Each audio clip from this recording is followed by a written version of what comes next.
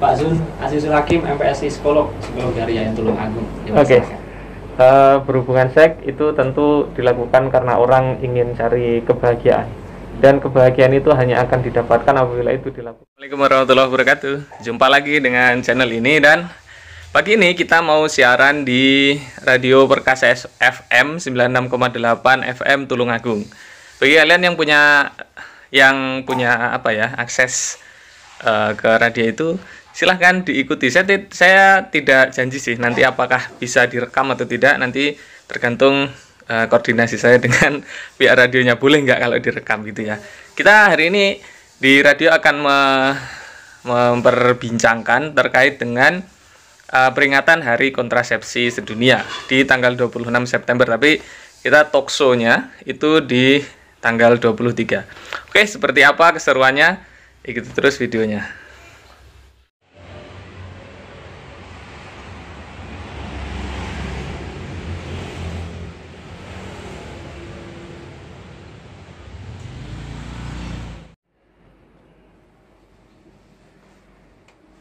Siap, itu saja Mas Ringo yang disampaikan. Siap, terima kasih atas partisipasinya. Nanti bisa terus didengarkan 96,8 untuk diskusi pada pagi hari ini tentunya Mas Ringo. Waalaikumsalam. Itu tadi kawan-kawan perkasa. Nah, ini saya langsung lempar saja ke Pak Ahmadi, KB Ketahanan dan juga Kesejahteraan Keluarga Dinas KB BPA Tulungagung. Gimana Pak Ahmadi untuk statement dari Mas Ringo tadi? Terima kasih Mas Ringo yang ada di Kota Blitar atas pertanyaannya terkait penanggulangan seks bebas bagi remaja. Alhamdulillah di dinas kami ada kegiatan bagi remaja yang namanya Pusat Informasi dan Konseling Remaja. Di sini untuk menggalang para remaja memahami, mengetahui terkait dengan program generasi berencana. Pada intinya bagi generasi berencana ada 3 hal yang harus dipahami. Yang pertama adalah katakan tidak nikah dini. Yang tadi jauhi nikah dini karena para remaja perlu pendidikan yang tinggi, perlu pendidikan yang cukup. Kemudian yang kedua, katakan tidak pada seks sebelum menikah. Jadi utamanya pada remaja, jauhilah seks sebelum menikah, artinya kebebasan seksualitas bagi remaja. Ini yang kita promosikan, kita sosialisasikan, dan kita dengarkan lewat konseling dan sosialisasi pada remaja. Yang ketiga dari program genre adalah katakan tidak untuk narkoba. Dari 3 hal ini apabila para remaja di wilayah kita jauh dari nikah dini, seks sebelum menikah, dan narkoba, insya Allah akan tertanggulangi seks bebas. Walaupun kita sudah sosialisasi yang banyak, sosialisasi yang tinggi, akan tetapi dari seakan-akan medsos, kecanggihan daripada alat komunikasi ini sangat mempengaruhi. Ini tidak bisa lepas dari peran aktif para tokoh masyarakat, peran aktif dari tokoh formal terkait bagaimana hal ini bisa terkendali dengan seks bebas yang ada di wilayah kita. Tentunya apa yang kita harapkan semua bisa bekerja sama sehingga seks bebas yang ada di wilayah kita setidaknya terkendali oleh yang keadaan yang sudah ada.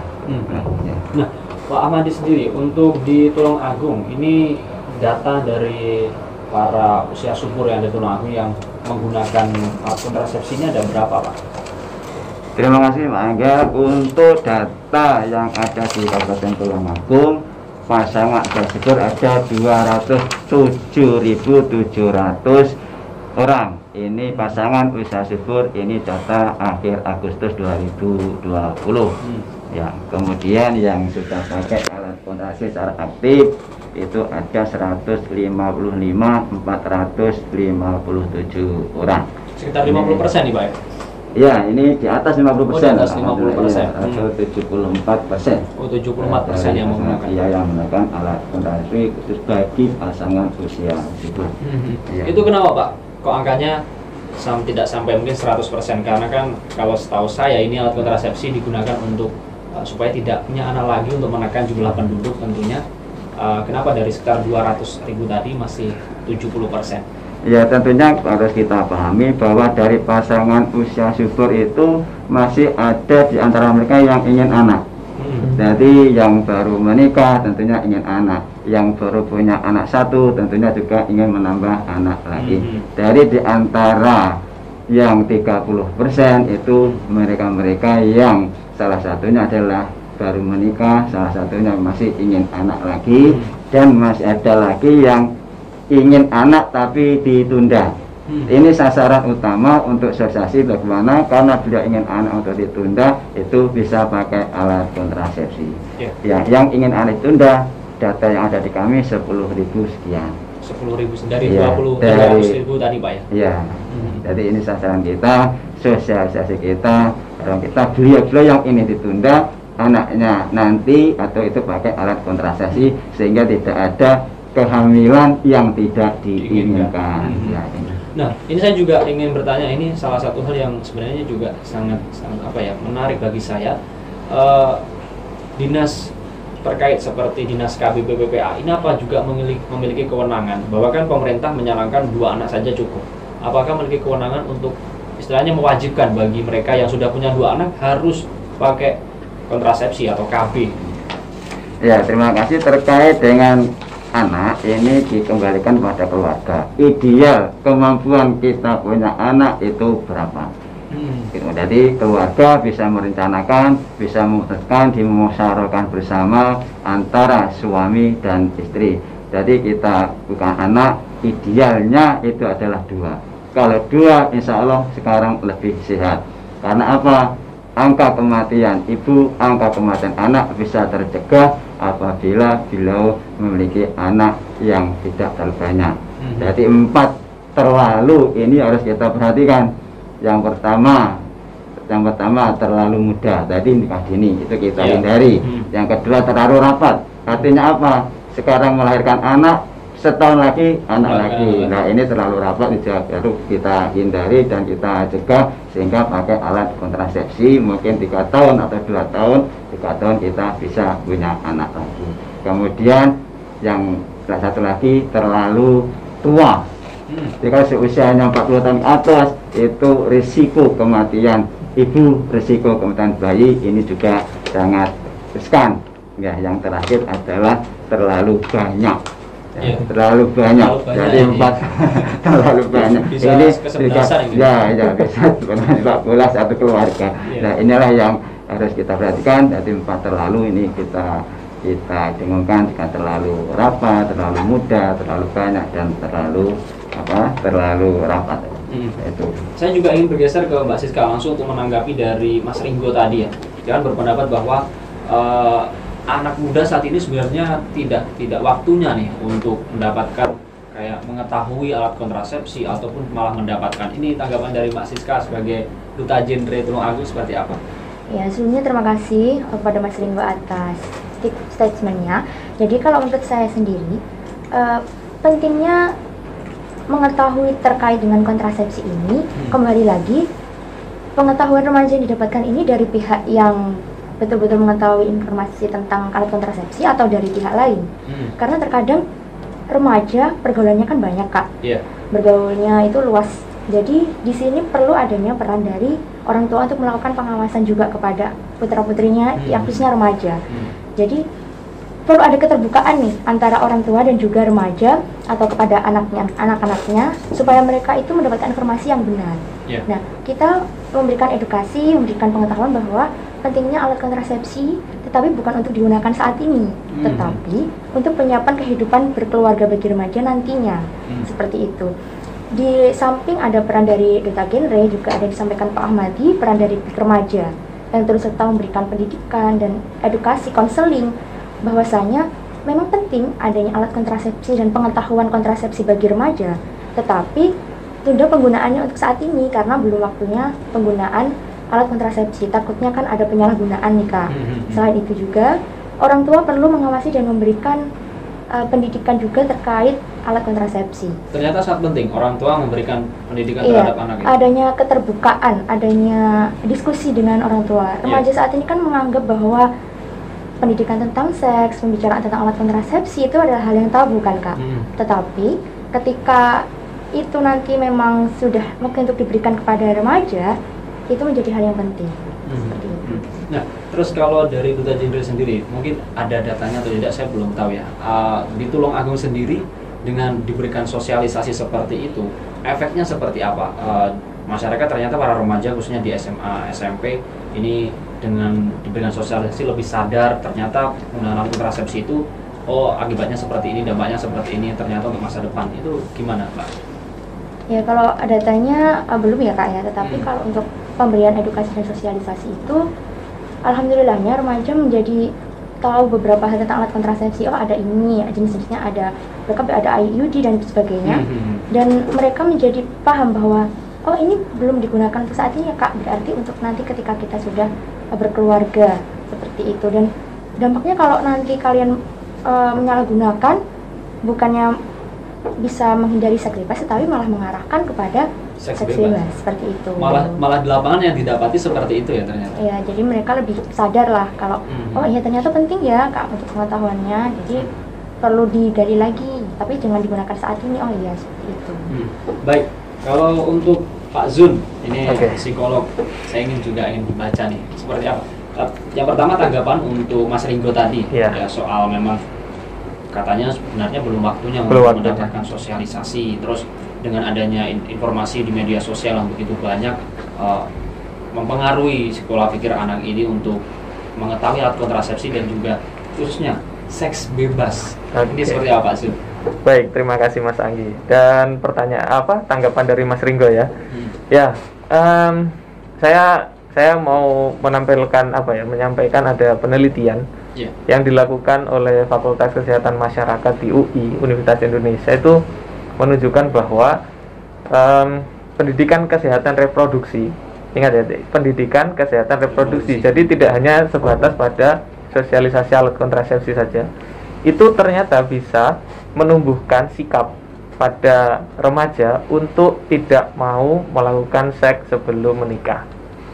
Nah, jadi pendidikan kesehatan reproduksi ini lengkap, paketnya lengkap, mulai dari pengetahuan tentang alat-alat reproduksi, efek kegunaannya semacam itu, lalu kemudian alat kontrasepsi termasuk di dalamnya. Itu apabila diikuti secara menyeluruh oleh remaja, dia akan membuat remaja ini memiliki sikap untuk tidak mau melakukan hubungan seks pranikah.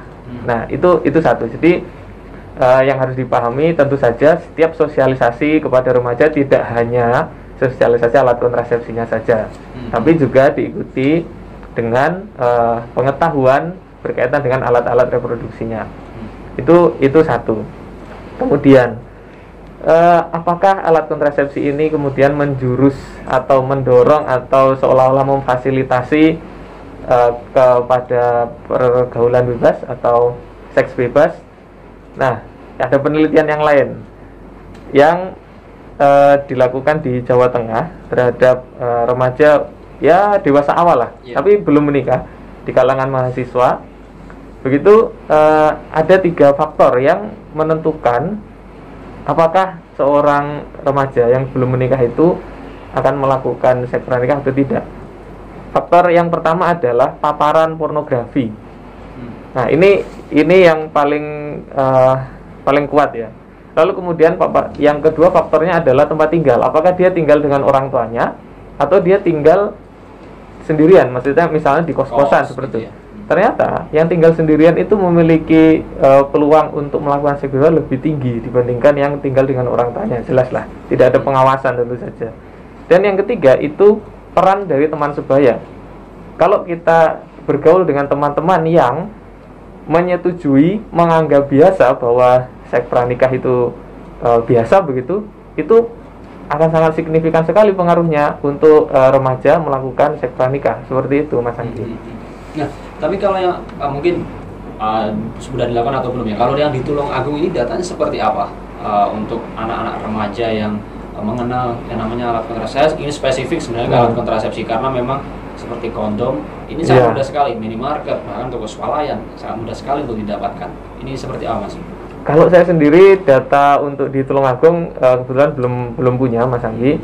Cuman ya itu tadi, saya rasa untuk Indonesia secara keseluruhan itu fenomenanya itu apalagi dengan dukungan gadget itu fenomenanya bisa relatif berimbang dan sama. Nah, apakah di Tulungagung itu mengkhawatirkan? Mungkin nanti di BKKBN mungkin Pak Ahmadi bisa menyampaikan. Untuk kalangan remaja sendiri itu seperti apa? Mungkin dari kasus-kasus menikah dini itu bisa dilihat kenapa menikah dini dilakukan. Faktornya saya kira di antara banyak faktornya itu kemudian karena misalnya hamil di luar nikah dan seterusnya, seperti itu Mas Andi. Nah, ini satu pertanyaan yang menarik juga, langsung dilempar ke Pak Ahmadi. Ini bagaimana Pak Ahmadi untuk data yang tadi Tulungagung ini? Ternyata apakah di pernikahan dini itu karena faktor paling besar karena seks bebas itu Pak Ahmadi? Terima kasih. Kalau pernikahan dini yang ada di Kalpana tidak keseluruhannya ada faktor dari seks bebas. Itu sebagian kecil saja. Untuk peningkatan usia perkawinan, pernikahan dini ada di Kabupaten Tulungagung. Itu data yang sekarang masih 7% sekian, jadi tidak terlalu tinggi. Faktor yang ada adalah faktor budaya tentunya. Ini ada di wilayah pegunungan. Untuk saat ini data yang banyak adalah di wilayah Kecamatan Sendang, Kecamatan Pagerwojo untuk pernikahan di bawah 19 tahun. Menurut Undang-Undang Perkawinan tahun 16 tahun 2019 kan usia nikah itu kan dinaikkan laki-laki dan perempuan 19 tahun. Nah, untuk saat ini yang tertinggi yaitu antara Kecamatan Pagerwojo dan Kecamatan Sendang. Kalau seks bebas itu beliau yang terpengaruh apa sampaikan oleh Pak Zul. Iya, jadi pergaulan.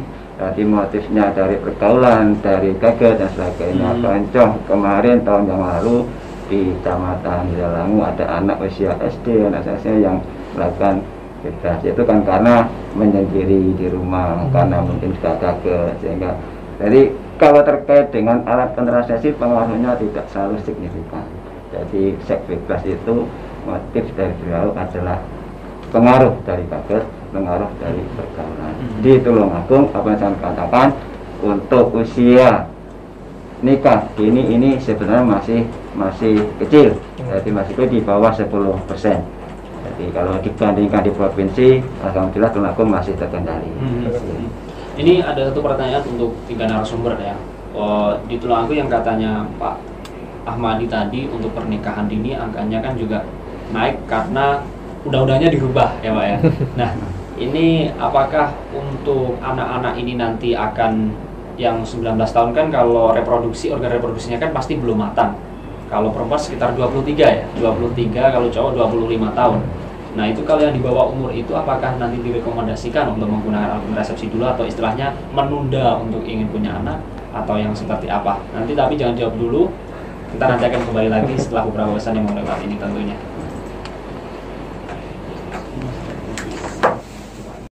96,8 Perkasa FM nyalakan energi maju. Pertanyaan yang tadi untuk anak-anak usia dini ini yang sudah menikah datanya yang ada di Dinas KBBPA Tulungagung, yang ada di Tulungagung di bawah 19 tahun ke bawah ini Pak ya. Kan kalau memang secara biologis atau hormonal itu 23 sampai 25 tahun yang pas untuk mengandung. Ini seperti apa? Apakah diberikan sosialisasi untuk menunda terlebih dahulu, menunda anak terlebih dahulu atau seperti apa Pak Ahmadi? Terima kasih Mas Angga. Terkait dengan anak-anak yang di bawah 19 tahun sudah melangsungkan pernikahan sesuai dengan pengertian keluarga berencana adalah upaya mengatur kelahiran anak, jarak anak, usia ideal melahirkan. Tentunya usia ideal melahirkan menurut BKKBN adalah usia 21 tahun bagi perempuan, 25 tahun bagi laki-laki. Nah, ketika di antara kita bagi remaja di bawah 19 tahun sudah melangsungkan pernikahan, harapan dari Dinas KBWA itu menunda dulu, menunda kelahirannya. Pakai alat kontrasepsi yang pas apa? Tentunya alat kontrasepsi yang pendek, bisa kondom, bisa pil. Sehingga ketika 1 tahun atau 10 bulan ingin anak, kita hentikan pemakaian alat kontrasepsi tersebut. Oleh karena jangan bosan-bosan tanya kepada penyuluh keluarga berencana yang ada di lapangan. Kita punya penyuluh KB, dan jangan bosan-bosan konsultasi dengan bidan yang ada di desa. Setiap desa ada bidan. Jangan mengarang sendiri. Jadi alat kontrasepsi yang pas untuk kita apa, untuk keluarga apa, rencanakan, musyawarahkan bersama suami, bersama istri, konsultasikan kepada ibu bidan desa, konsultasikan kepada penyuluh KB yang ada di lapangan. Kalau Mbak Siska sendiri, ini apa yang mungkin meskipun dia masih single, belum punya pasangan untuk menikah, maksudnya pasangan menikah lah. Tapi ada teman Anda yang sudah menikah, ini kan reproduksinya pasti belum siap. Ini mungkin apakah juga ada yang disosialisasi yang untuk menunda terlebih dahulu? Itu apa? Apakah ada atau seperti apa? Iya, terima kasih Kak Anggi. Jadi kalau untuk melakukan sosialisasi menunda memiliki anak ya pastinya, karena kan organ reproduksinya seperti yang disampaikan Pak Madi juga belum memiliki kesiapan. Kalau dari teman sendiri, mungkin bukan dari teman ya Kak, tapi dari beberapa orang dari lapangan ini, bahwa ada yang menikah di bawah usia minimal pernikahan. Kalau menurut BKKBN itu kan 21 tahun untuk wanita, 25 tahun untuk laki-laki. Ya, jadi memang sosialisasi itu terus digerakkan untuk melakukan penundaan memiliki anak jika memang sudah terlanjur menikah di usia muda. Seperti itu Kak. Karena sudah terlanjur menikah, jadi yang dilakukan selanjutnya adalah melakukan penundaan agar organ reproduksinya juga lebih siap. Seperti itu. Saya juga ingin tanya, kalau dari Siska sendiri lebih rekomendasi alat kontrasepsi ini digunakan untuk seks aman atau seks bebas kepada remaja ya? Aduh. Kalau berbicara ini harusnya seks aman lah Kak. Masa seks bebas? Iya. Jadi perlu diketahui bahwa penggunaannya ini jangan sampai disalahgunakan ke arah yang seks bebas itu tadi. Yang paling terpenting sebenarnya tidak boleh disalahgunakan antara seks aman atau seks bebas. Yang terpenting jangan disalahgunakan seperti itu. Yang paling terpenting juga harus hubungan post nikah berarti. Iya, benar. Iya benar. Harus usianya harus sesuai dengan undang-undang dan sesuai dengan BKKBN. Kalau di genre sendiri mungkin apakah juga memberikan istilahnya konseling lah kepada teman-teman sebaya, soalnya dia ternyata mendapat sosialisasi terus penasaran, akhirnya timbul ingin mencoba, istilahnya akhirnya penasaran itu lebih kuat. Ini gimana? Apakah ada istilahnya konseling tersendiri untuk mereka? Ya, kalau konseling itu lebih ke PIK remaja ya Kak, di Pusat Informasi dan Konseling Remaja. Selain itu juga ada di genre itu ada kegiatan kayak genre Car Free Day. Itu nanti juga di sana ada konsultasi terkait kesehatan reproduksi remaja seperti itu, organ-organ reproduksi remaja. Jadi lebih diarahkan agar remaja itu tidak menggunakan alat kontrasepsi itu atau disalahgunakan. Berarti istilahnya memberikan kegiatan positif, supaya tidak memikirkan hal-hal seperti itu. Jadi remaja itu diberikan kegiatan positif agar mereka itu produktif gitu. Dan juga dalam melakukan pergaulan itu tidak hanya pergaulan yang gini kan, remaja sekarang ini banyak yang mengira ini enak banget ya kita kumpul gitu. Tapi dilihat dulu nih kumpulnya membicarakan apa seperti itu. Lebih baik diarahkan ke membicarakan hal-hal yang positif, seperti kita buat program apa, kegiatan apa, seperti itu. Ini untuk ya mengalihkan lah remaja agar tidak memikirkan tentang hal-hal tersebut. Ini kalau untuk Pak Zun, dari sisi psikologis untuk anak-anak yang sudah menikah di usia dini, yang saya sebutkan tadi, kalau reproduksi aman kan sekitar 23-25, yaitu ya.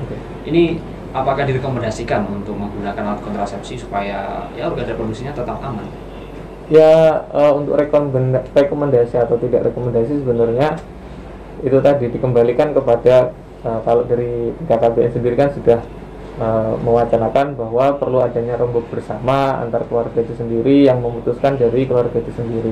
Saya kira kalau dari pihak-pihak yang bertugas untuk mensosialisasikan keluarga berencana itu akan jauh lebih baik apabila menawarkan pertimbangan-pertimbangan apakah mau menggunakan alat kontrasepsi atau tidak. Tentu manusia itu kan secara umum akan menganalisis dia akan melakukan sesuatu atau tidak berdasarkan resiko-resiko, peluang-peluang yang akan dia hadapi ketika melakukan hal itu. Apabila mungkin seperti tadi sudah Mas Anggi sampaikan, itu ada ancaman terhadap kesehatan bayi, terus kemudian keselamatan ibu dan yang semacamnya, itu tentu akan menjadikan pertimbangan bagi mereka apakah akan langsung merencanakan kehamilan atau menunda kehamilan seperti itu, Mas.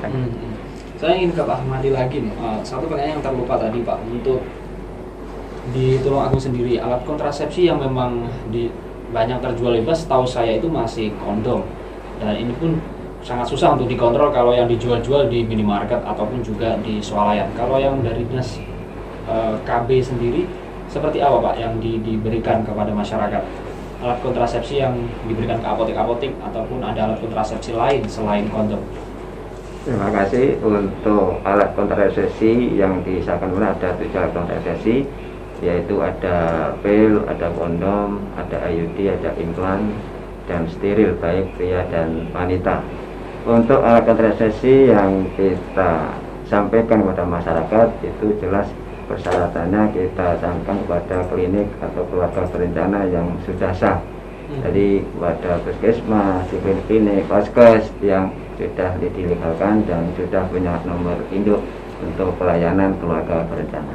Adapun yang dijual bebas ini di luar tanggung jawab dari Dinas KB PPPA. Nah, tentunya pemerintah mengeluarkan memproduksi alat kontrasepsi melalui BKKBN. Ini sekali lagi sasarannya tadi kami sampaikan adalah pasangan bisa subur, perkawinan yang sah. Kok di luar itu pakai beli bebas, itu kan bukan tujuan utama. Jadi seperti pemerintah ketika kita membangun jalan, baik nanti digunakan untuk para preman untuk, nah ini kan di luar tujuan utama membangun jalan baik. Kita membuat alat keamanan, alat pengamanan misalnya bom, pistol dan sebagainya, itu untuk keamanan lingkungan, keamanan pemerintah bagi TNI. Tapi kalau digunakan untuk rompak, untuk begal kan itu sudah di luar tujuan tadi. Nah, bagaimana juga alat kontrasepsi. Jadi sasaran utamanya adalah untuk keluarga yang dijual di luar klinik, di luar vaskes yang sudah dilegalkan punya nomor induk, ini sudah perdagangan lagi, sudah di luar dari bukan di luar dari Dinas KPPA. Jadi kita tidak tahu, kita sudah tidak tahu di mana itu ada penjualan bebas kan sudah. Berarti itu di luar tanggung jawab dari Dinas KB PPWA tentunya, Pak. Ya. Kalau yang untuk penggunaan tadi juga muncul selain ternyata kontrasepsi yang dijual bebas juga ada pil. Nah, mungkin ada keluarga juga yang ingin menunda kehamilan, itu minum pil saja lah satu kali terus langsung berhubungan, tapi ternyata kebobol. Nah, ini sebenarnya yang penggunaan yang tepat seperti apa, Pak Ahmadi? Terima kasih Pak Anggi. Terkait dengan alat kontrasepsi tentunya bagi para keluarga ini konsultasi kepada bidan desa, kepada keluarga yang ada di lapangan. Nah, sehingga tidak mempunyai prediksi yang salah terkait dengan pemakaian alat kontrasepsi, termasuk di dalamnya adalah alat kontrasepsi pil. Jadi itu sudah ada petunjuk teknis pemakaian alat kontrasepsi pil. Itu utuh. Dalam waktu 30 hari itu harus diminum utuh. Awal mulai menstruasi itu yang pertama. Jadi tidak hanya ketika mau hubungan bersama suami istri baru pakai. Nah, ini yang sistem yang pemakaian yang salah. Akan tetapi satu tablet utuh itu harus diminum 1 bulan. Jadi mulai menstruasi pertama sampai akhir itu setiap hari. Kalau itu pil harus diminum oleh ibu yang bagi pasangan bisa subur. Jadi jangan salah persepsi, pil dipakai ketika mau hubungan suami istri saja, ketika tidak hubungan tidak minum pil. Ini yang kadang salah itu, Pak. Nah, kalau untuk Siska sendiri nih, saya juga ingin, mungkin saya bisa gabung ke genre ya nanti, kan saya juga sebenarnya masih muda ya. Berapa tahun, Kak? Saya masih muda, ingin juga mungkin bisa mendapatkan ya, lingkungan. Salah satu yang dibangun di genre kan lingkungan. Ini genre saat ini sudah masuk di lingkungan seluruh Tulungagung atau masih ada yang belum terjangkau nih di Tulungagung? Kalau dari genre sendiri, alhamdulillah sudah. Perkotaan sudah, pedesaan sudah, pelosok kemarin di Besuk kalau nggak salah lupa. Itu juga melakukan kegiatan, bahkan tidak hanya remaja saja sasarannya, Kak, tapi ditambahkan ke anak-anak. Ini untuk edukasi terkait pergaulan dengan teman, terus menghindari adanya bullying juga. Jadi selain kepada remaja, Gerda juga sosialisasi atau melakukan kegiatan bersama dengan anak-anak.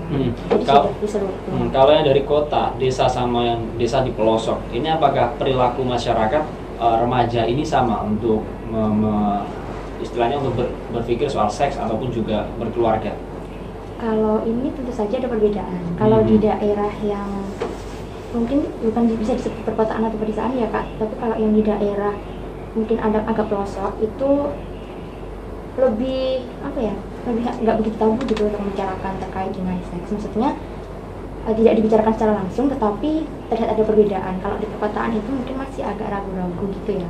Tapi bukannya ada perbedaan yang jelas, itu tidak. Tetapi mungkin kalau di perkotaan itu ada rasa sedikit takut untuk berbicara terkait dengan seks. Tidak ada perbedaan sih sebenarnya. Masyarakat sebenarnya sama saja sama ya para saja, remaja. iya, sama saja. Mungkin kalau di pedesaan itu lebih untuk membicarakan itu tidak sesulit anak-anak remaja yang di kota. Ya, kalau untuk Pak Zun sendiri, saya juga ingin sedikit menyinggung ternyata alat kontrasepsi ini juga digunakan untuk para mereka yang sudah terkena HIV/AIDS atau yang memang tidak setia. Nah ini pandangan seperti apa Pak Zun? Kalau alat kontrasepsi ini digunakan untuk safe, aman, ternyata seks aman bagi para pengguna HIV/AIDS tentunya, para penderita HIV/AIDS. Ini seperti apa Pak Zun? Sebenarnya ini, jadi hubungan seks di luar dari pasangannya itu kita harus tegaskan bahwa itu sebuah perilaku atau tindakan yang salah. Itu ya, ibaratnya orang mencuri lah, mencuri itu salah, tapi kemudian kita tidak bisa hanya membahas alat-alat pelindung pencurian, dia pakai topeng supaya tidak ketahuan begitu. Nah sama, kalau kita hanya memperbincangkan alat kontrasepsinya terhadap orang yang berbuat salah, maka itu seolah-olah hanya memperbincangkan topengnya pencuri supaya pencurinya tidak ketahuan. Tapi sebenarnya problem utamanya itu ada pada mencurinya, bukan pada ketahuan atau tidak ketahuannya. Jadi sekali lagi, setiap kali sosialisasi berkaitan dengan hal ini tentu kita harus tegaskan bahwa berhubungan seks dengan pasangan yang tidak sah itu adalah salah, dan pasti dia akan menimbulkan efek negatif yang lainnya yang untuk menutupi efek negatif itu akan sangat kesulitan. Perlu alat kontrasepsi, nanti sudah ketularan HIV kita perlu berobat, dan kemudian kalau punya anak harus menggunakan teknik penjadwalan tertentu supaya anaknya juga tidak ketularan, dan seterusnya, rumit sekali. Oleh karena itu, apakah dianjurkan untuk orang-orang yang secara seksual aktif lalu dia sudah mengidap HIV? Ya, kalau dia melakukannya dengan pasangannya, ya tentu saja supaya pasangannya itu terhindar dari tertular, maka dia harus menggunakan, karena itu untuk orang yang dia cintai juga kan. Seperti itu, Mas. Baik. Tapi ini waktunya sudah hampir selesai nih, sudah di jam 9. Untuk sesi terakhir, saya ingin minta statement terakhir, satu kalimat ya untuk topik kita pada pagi hari ini, alat kontrasepsi antara seks aman dan juga seks bebas. Dari Mbak Siska, dipersilakan. Dari aku dulu nih. Terima kasih Kak Anggi. Yang paling penting bagi remaja yang belum melakukan pernikahan, jangan sampai penyalahgunaan dalam penggunaan kontrasepsi.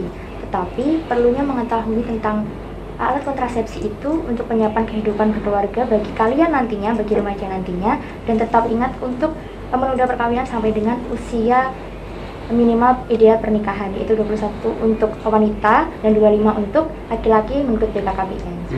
Baik, kalau untuk Pak Ahmadi, KB Ketahanan dan Kesejahteraan Keluarga Dinas KPPPA Tulungagung, silakan Pak. Terima kasih. Terkait dengan seks aman dan seks bebas, ini khususnya dasar kami adalah pasangan syukur yang sah tentunya untuk merencanakan ideal untuk melahirkan, usia ideal itu monggo direncanakan, kemudian jumlah ideal punya anak ini monggo direncanakan bagi pasangan tersebut, kemudian juga jarak ideal kelahiran antara satu dengan anak berikutnya ini dirembukan bersama, dimusyawarahkan bersama antara suami dan istri sehingga akan mewujudkan seks yang aman. Terima kasih Pak Ahmadi dan Pak Zun Azizul Hakim, MPSI psikolog dari Yayan Tulungagung. Oke. berhubungan seks itu tentu dilakukan karena orang ingin cari kebahagiaan, dan kebahagiaan itu hanya akan didapatkan apabila itu dilakukan dengan pasangan yang sah. Kalau dilakukan di luar dari itu, yakin, percaya dengan saya, bukan kebahagiaan yang didapatkan. Terima kasih atas kehadiran dari 3 narasumber yang hadir di sini dan juga Pak Eko. Terima kasih atas hadirnya di pagi hari ini. Mungkin kita bisa bertemu lagi di lain kesempatan di topik-topik yang menarik tentunya. Dan Energi Pagi tentu kawan akan hadir lagi besok di hari Kamis dengan topik yang menarik, dan Anda pun juga bisa dengarkan Energi Pagi setiap hari Senin sampai dengan Kamis di jam 7 sampai dengan jam 9 pagi. Saya Anggi Wahyu pamit undur diri. 96,8 Perkasa FM, nyalakan energi maju. Wassalamualaikum warahmatullahi wabarakatuh. Waalaikumsalam warahmatullahi wabarakatuh. Sama-sama Mas. Semoga tidak ada yang salah dari apa yang kita ucapkan tadi. Ngeri juga. Akhirnya kan nanti mencerna sendiri, akhirnya kan kembali lagi. Iya. Terus di foto Pak. Pak, siapa Pak? Mas, siapa? Saya rekam Pak, nanti saya upload di channel YouTube saya. Gak apa Mas ya? Siap, monggo. Oke, sip.